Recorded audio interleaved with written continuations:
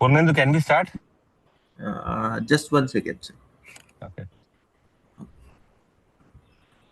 Yes, sir. Now we are live, sir.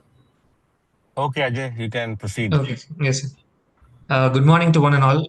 So today's topic of discussion will be management of complicated intra-abdominal infection. So the learning objectives of today's session will be the definition of complicated intra-abdominal infection, the clinical and diagnostic features of complicated intra-abdominal infection, severity assessment and risk factors, principles of source control, and antibiotic therapy. So going on to the definition, complicated intra-abdominal infection is one that extends beyond the hollow viscus into the peritoneal cavity, leading to abscess formation or diffuse peritonitis. And the example is a perforated appendix with abscess or a diverticulitis with purulent peritonitis. So intra-abdominal infection is one of the most common indication for emergency surgery, and it accounts for around 5% of all cases of sepsis. And the mortality rate of intra-abdominal infection with sepsis is estimated to be as high as 37%. And among these, community acquired is found to be around 80%, and remaining it's healthcare associated intra-abdominal infection, which arise as a complication of elective or emergency operations. So briefly, the pathophysiology mainly because of the breach in the gastrointestinal tract leading to translocation of bacteria into the peritoneal space, causing inflammation leading to localized and or walled off or diffuse peritonitis. And the infection is mainly caused by gram-negative and anaerobes like Bacteroides fragilis. And if it's hospital acquired, we have to suspect Pseudomonas as well as MRSA. So going on to certain definitions, basically uncomplicated is intra-abdominal infection is basically that involves only the intramural inflammation of the gastrointestinal tract without any extension into the peritoneal space, and can progress to a complicated infection if it is not adequately treated. And in case of complicated intra-abdominal infection, which I already explained, it will extend beyond the hollow viscus and it goes into the peritoneal space, leading to peritonitis as well as abscess formation. In case of community-acquired intra-abdominal infection, it usually is caused by the patient's own microflora and are present within 48 hours of admission to the hospital. And in such cases, there is no significant history of any healthcare exposure. Whereas in healthcare associated intra-abdominal infection, there will be some healthcare and it will be beyond 48 hours, leading to some healthcare exposure. That is, there will be presence of any invasive device or known MRS infection or previous antibiotic exposure or dialysis or recent surgery, leading to this particular intra-abdominal infection. So today's topic will be confining only to infections into the liver and the biliary system, as well as the lower GI. So it includes basically liver abscesses, which is focal purulent bacterial collection in the liver. It can be divided into two types, that is amoebic as well as pyogenic. Amoebic liver abscess is basically caused by Entamoeba histolytica, and pyogenic liver abscess, it can be multifactorial. In case of cholecystitis, again, it can be due to calculus cholecystitis, which accounts to around 90 to 95%, where there is gallstones are present inside the gallbladder, leading to acute inflammation. And certain another 5 to 10% is caused by acalculous cholecystitis, and it is mainly the predisposition factor is basically if there is a history of immunosuppression, diabetes, or childbirth. All these can predispose to acalculous cholecystitis. And acute cholangitis is basically when there is inflammation of the bile duct. Going on to the lower GI, we have something known as diverticulosis, wherein there is it is basically the walls of the colon. There are some weak points which causes certain small outpouchings. Until then, there is no infection, but only when it gets collected by fecal material, it causes inflammation, and this can lead to diverticulitis, that is known as acute diverticulitis. Just the outpouchings alone is known as the diverticulosis. When it's gets inflamed, that is when it's called as diverticulitis. And again, acute appendicitis. So the clinical presentation and initial diagnosis when there is peritonitis is when there can be loss of appetite, blotting, or nausea, vomiting, abdominal tenderness. There can be fever, may or may not be present. Bowel sounds are hypoactive, and acidic fluids contain more than 250 leukocytes per millimeter cube. And abdominal radiograph may show free air in the abdomen or distension in the small or large bowel. In case of intra-abdominal abscess, there can be abdominal pain or discomfort. Fever is usually present. There can be paralytic ileus, and abdominal distension may be present. Ultrasound is the primary diagnostic method used when intra-abdominal abscess is suspected. CT scanning is preferred modality used to evaluate the abdomen for the presence of an abscess. So according to IDSA 2024 guidelines, these are the certain imaging modalities that they have recommended. So if we are suspecting complicated intra-abdominal infection, that when you're suspecting appendicitis, abdominal CT is the initial imaging modality. Ultrasound and MRI are reasonably accurate, and may precede CT depending on clinical circumstances. In case of cholecystitis or cholangitis, again, abdominal ultrasound as the initial diagnostic imaging modality, CT scan as a subsequent imaging, and either an MRI or magnetic resonance cholangiopancreatography or something known as hepatobiliary immunodiacetic acid scan, wherein it is a nuclear study basically, wherein a radioactive tracer is injected into the vein and goes into the blood and then into the liver, and it scans the gallbladder as well as the small intestine. A gamma camera is placed outside which takes the images, and we can diagnose the particular cholangitis or cholecystitis. In case of suspected diverticulitis, again, abdominal CT as the initial diagnostic modality, ultrasound or MRI as the initial diagnostic if CT is unavailable. In case of suspected intra-abdominal abscess, abdominal CT can be used as an initial diagnostic imaging modality. So going on to the microbiological evaluation, so the recommendation suggests that we have to obtain blood culture in patients with suspected intra-abdominal infection if the patient is having fever and anyone that is hypotension or tachypnea or delirium, or if there is a concern for antibiotic resistant organisms. So the concern for antibiotic resistant organisms basically when the patient has already had an antibiotic treatment within the last 90 days, or if the patient is elderly or immunocompromised, or if there is an healthcare associated infection, or there is high rates of regional resistance in the commonly used agents in the empiric treatment for intra-abdominal infection. So if any of these are present, the recommendation is to obtain blood cultures if you are suspecting intra-abdominal infection. And it also suggests intra-abdominal cultures to guide antimicrobial therapy in patients with complicated intra-abdominal infections who are having a procedure for source control. But it is not routinely recommended in patients who is undergoing appendectomy. But immunocompromised patients are at high risk for antibiotic resistant organism, and intra-abdominal cultures are generally warranted. So going on to the common microorganisms that causes intra-abdominal infection, it includes, so as you can see that based on this, we give our antibiotic therapy. So we have to target these organisms.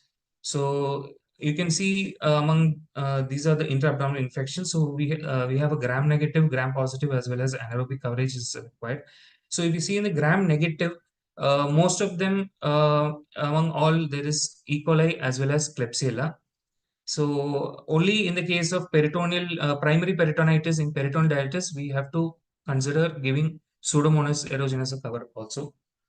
And if you're going into the gram-positive, almost all the condition there is Enterococcus species, except for the acute appendicitis where it is more of viridin group of streptococci. And in peritonitis, we have to also give a Staphylococcus aureus, whereas mostly it is MSSA, methicillin sensitive Staph aureus, that we have to give. And in anaerobic coverage, again, almost all is bacteroid species, except for peritonitis, we don't give anaerobic coverage, except for in case of all these, most of them is bacteroids. And bacteroids is basic, Bacteroid phagelis is one which is more important. And Bacteroid phagelis is basically non-spore forming gram-negative rod, and it is a obligate anaerobe, and it expresses beta-lactamase more of penicillinase rather than cephalosporins. So you can see here, basically this is the antibiotic regimen and the common microorganisms. So you can see here the bacteroid species, as I already said, it expresses penicillinase. So you can see that ampicillin is not sensitive, it does not cover. But when you're giving ampicillin, sulbactam or piperazolin, tazobactam, there is a good sensitivity. And there is good, I mean, it provides a good coverage. And among the cephalosporins, if you see, only the second genus cefoxitin as well as cefotetan only has good coverage for bacteroids. And the carbapenems have a good coverage. And among the tetracycline, I mean, leoflox, again, fluoroquinolones have no coverage. The tetracycline group, the doxycycline, minocycline have no coverage, but the newer tetracycline derivatives like tigecycline has a good coverage. And the metronidazole also has a good coverage for this anaerobic coverage for bacteroids. Going on to the gram-positive, we have Enterococcus faecalis as well as Enterococcus faecium. If you see that Enterococcus faecium is resistant to almost all the antibiotics, and mostly it expresses VRE also. Whereas in Enterococcus faecalis, you can see that there is sensitivity to or good coverage is obtained with ampicillin or ampicillin, sulbactam, and peptides if it is sensitive. And doxycycline, again, it is a plus or minus, and tigecycline can be given in such cases when there is VRE. And other gram positives like beta hemolytic and viridin groups, you can see that almost all the beta lactams are gives a good coverage. Except for the viridin groups, the trimethoprim will not work, which has a good gram positive cover for almost all the other organisms. Same thing with E. coli group also. The ampicillin sulbactam does not have just has an average coverage, and other groups it has a good coverage. Same thing with Pseudomonas. We have it should be treated with meropenem and fluoroquinolones, whereas ciprofloxacin and leoflox has a good coverage. So the next important thing apart from the antibiotic therapy that we give is basically the source control. So it restores anatomic as well as a physiological function. And the percutaneous drainage should also be done in case of well-localized abscesses. Surgical intervention should be done when there is generalized contamination or there is failed percutaneous attempts. And the guidelines recommend source control as soon as possible, even while continuing resuscitation. So this is a treatment method for intra-abdominal infection which are uncomplicated. For example, pyogenic liver abscess, they suggest surgical drainage with empiric antibiotics, and monotherapy of peptides and or carbapenem is used as a monotherapy. In case of combination therapy, we have to give a third generation or fourth generation cephalosporin plus an anaerobic coverage with metronidazole. Similarly, fluoroquinolones like ciprofloxacin, leoflox, moxifloxacin can be used along with the metronidazole in case of pyogenic liver abscess. And it is, as you see here, it's the parental treatment is around 2 to 3 weeks and 4 to 6 weeks of total course. So almost 2.5 to 3 months of treatment. It's a long treatment in case of pyogenic liver abscess. In case of uncomplicated acute cholecystitis, cholecystectomy is the treatment, initial treatment, and then antibiotics should be used before and at time of surgery, but not indicated post-operatively. In case of uncomplicated acute cholangitis, decompression or drainage of the biliary system, empirical antibiotics should be given for around 4 to 7 days once source control is obtained. In case of uncomplicated acute diverticulitis, again surgical intervention when there is the diverticulitis is seen, that we have to do a sigmoidectomy or laparoscopic lavage, resection and primary anastomosis is done. Antibiotics may not be necessary, but certain guidelines suggest oral treatment for around 7 to 10 days, but it is not proven if it's efficient. In uncomplicated acute appendicitis, again appendectomy can be done laparoscopic or open, or if there is no plan of doing an appendectomy, IV or IV to transition to peroral antibiotics for 10 days can be done with IV ertapenem or IV cephalosporin plus metronidazole per oral fluoroquinolone with a metronidazole, and post-operatively, again here, antibiotics are not necessary. So when we are treating complicated intra-abdominal infection, so there is something we have to keep in mind, that there is a high risk of failure of source control. So we should do a risk stratification, and there are certain factors for that.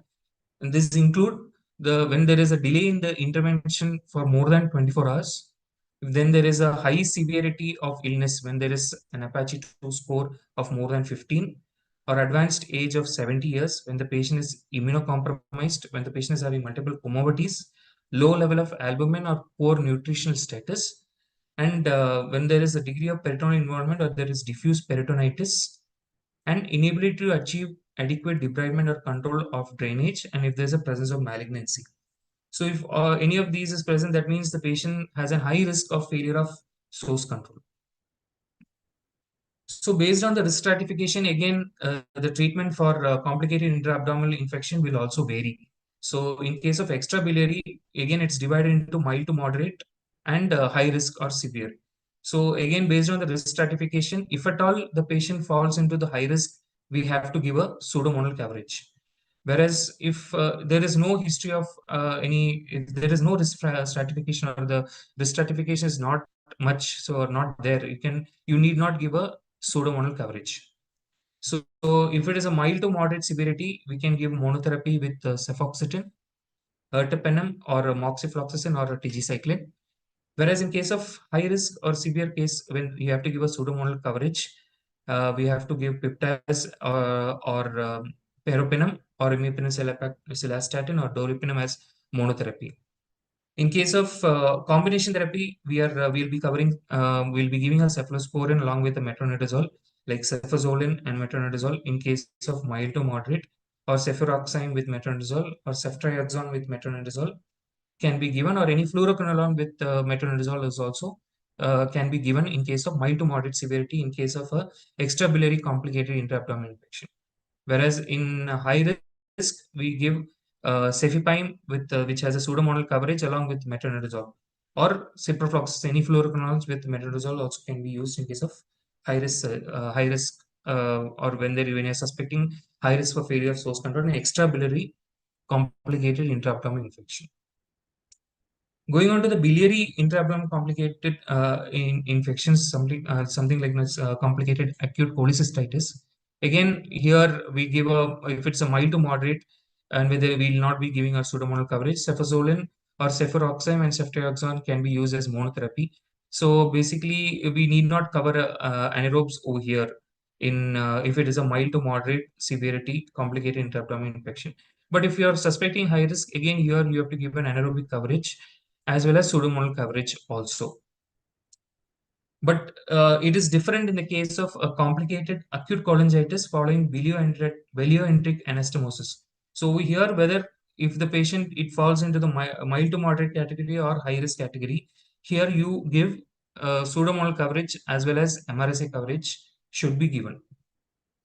So we give piperacillin tazobactam or vancomycin, or meropenem and vancomycin can be given. So anti-pseudomonal coverage as well as a MRSA coverage is required in such cases, despite it falls under the high risk or mild to moderate severity or high risk or severe. So there are certain guidelines for basically for anaerobic uncomplicated intra-abdominal infection. So anaerobic cultures are not necessary if empiric antimicrobial therapy is active against common anaerobic pathogens provided. For high-risk patients, cultures from the site of infection should be routinely obtained, particularly in patients with prior antibiotic exposure, who are more likely than the other patients to harbor resistant pathogens. Ampicillin sulbactam is not recommended due to high rates of resistance among community-acquired E. coli, and aminoglycosides are not recommended for routine use due to its toxicity. Empiric coverage for enterococcus is generally not necessary in case of uncomplicated intra-abdominal infection, and empiric antifungal therapy is also for candida is also not recommended. In case of complicated intra-abdominal infection, the fluoroquinolones should not be used unless antibiogram indicates more than 90% susceptibility to E. coli. Again, aztreonam and metronidazole is an alternative, but again, while giving this, we have to give a additive gram-positive coverage because it does not have a gram-positive coverage. So, empiric use of agents effective against enterococci is recommended in case of complicated intra-abdominal infection. And the use of agents effective against MRSA and Candida is not recommended in the absence of evidence of infection due to such organisms.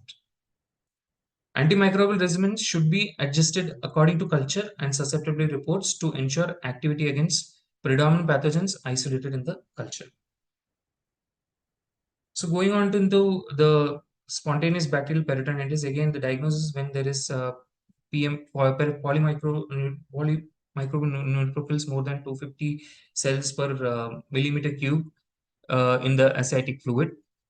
And the community acquired, we treat it with third generation cephalosporin, like ceftazine or ceftriaxone is usually what we give 1 gram IV BD or 24-hour.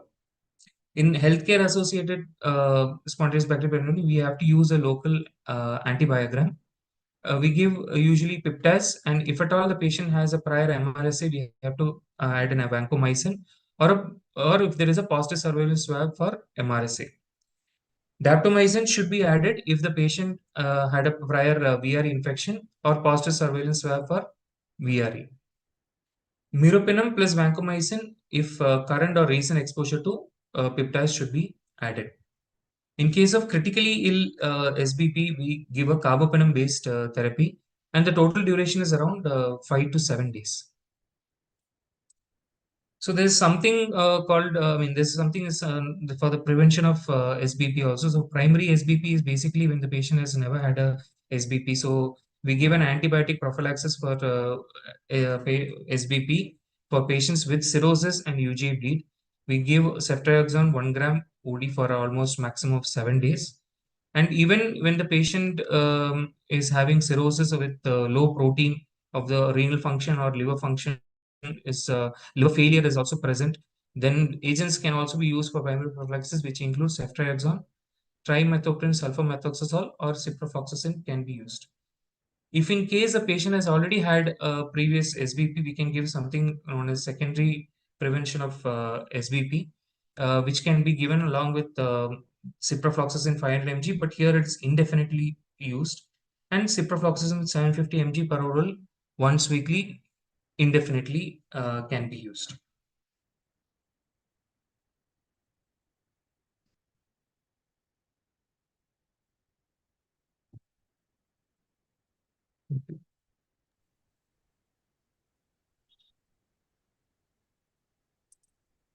Hello. Hello, sir. Chinmay sir is there.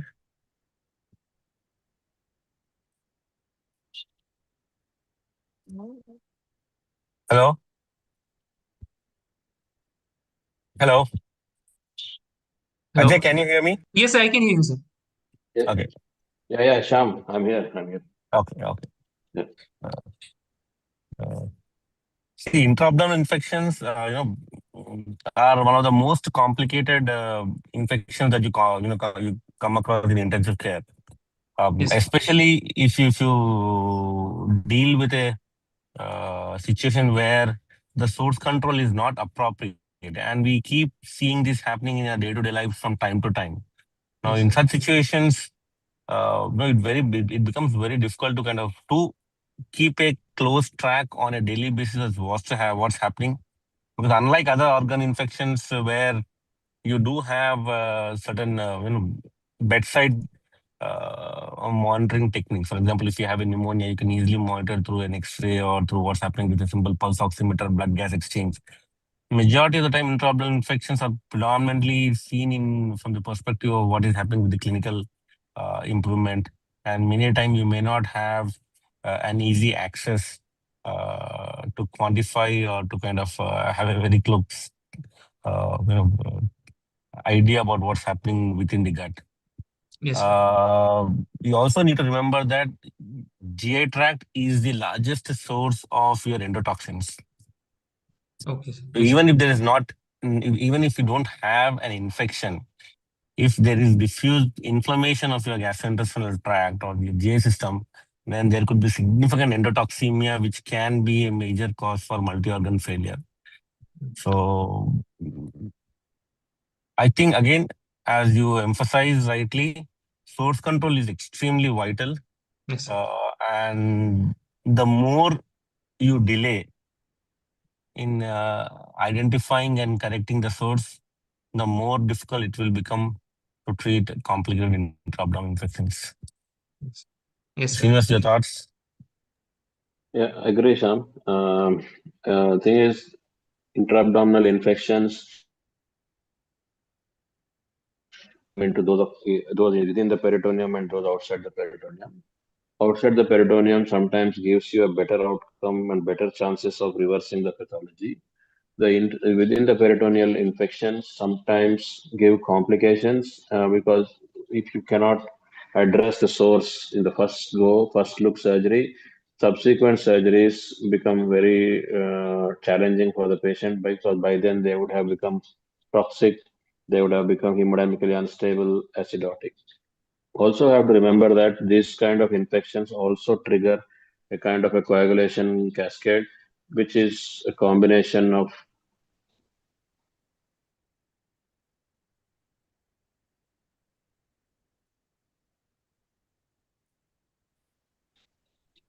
uh, ischemia at the same time. This is the peculiarity of intra-abdominal infections. A lot of interventions have been tried, including what we have also tried using the endotoxin adsorbent systems.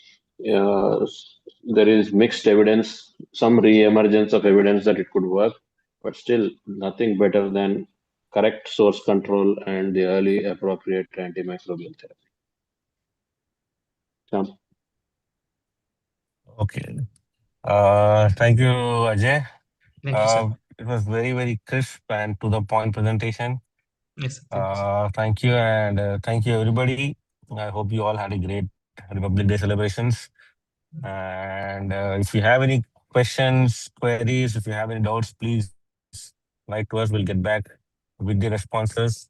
And if you have not yet registered for the Criticate 2026, don't miss the opportunity. Probably this is one of the first Criticare conferences where you have the huge number of international faculty, some of the world leaders in various aspects of intensive care are coming as faculty. And so if you're not registered, please register early and let us all meet in Criticare 2026 at Chennai. Thank you, everybody. Thank you, sir. Thank you, sir.